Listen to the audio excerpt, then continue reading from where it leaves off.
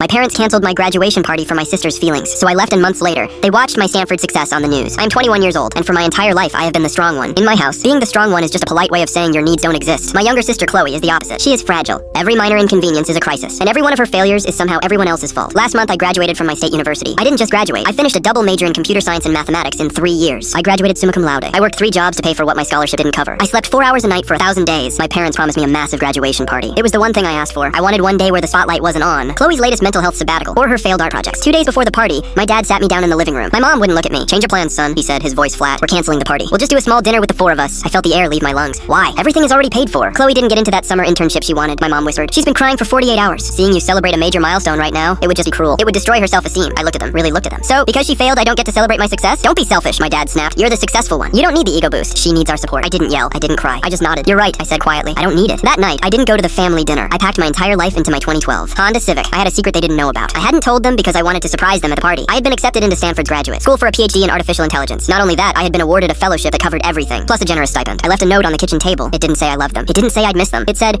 "Since my success is a burden to this family, I've decided to remove it from the house. Don't call me. It might hurt Chloe's feelings to know I'm doing well." I blocked all of them before I hit the state line. The next 6 months were the hardest of my life. I went completely dark. I changed my number. I worked like a man possessed at Stanford. I was part of a research team developing a new diagnostic, AI for early stage oncology. We knew it was big. We didn't know it was international news big. The breakthrough happened in February. Our team had perfected an algorithm that increased detection rates by 40%. The university PR team went into overdrive. I was chosen to represent the student researchers for the televised press conference because I had written the core logic for the neural network. I knew my parents watched the 6 p.m. national news every single night. I dressed in a charcoal suit. I looked sharp. I looked like the man they never bothered to get to know. The reporter asked me, "To whom do you owe this incredible drive? Who supported you through the late nights?" The camera zoomed in on my face. I gave a cold, practiced smile. "Actually," I said, my voice steady and calm, "I owe it to the people who told me my success didn't matter. They taught me that I could only rely on myself. I've been entirely on my own for a long time now, and honestly, it's the best thing that ever happened to me." My phone stayed off, but I had unblocked my mom's email just to see the fallout. The inbox was a war zone. "We saw you on the news. Why didn't you tell us about Stanford? We're so proud. Everyone in town is calling us asking why we weren't at the press conference. It's so embarrassing. Please call your father. Chloe is devastated by what you said on TV. How could you humiliate us like that?" I waited a week to reply. I sent one single email back. "I didn't humiliate you. I simply told the truth. You canceled my celebration to protect Chloe's feelings, remember? I'm just continuing that trend. I wouldn't want to invite you to my life now. It might make Chloe feel bad about how little she's accomplished." I haven't heard from them since. I just moved into a high-rise in Palo Alto. My lab just received another 10 million in funding. Sometimes the best way to win isn't to shout. It's to become so visible that they have to see your shadow from the sidelines they put you on. I'm not the strong one anymore. I'm the one who won.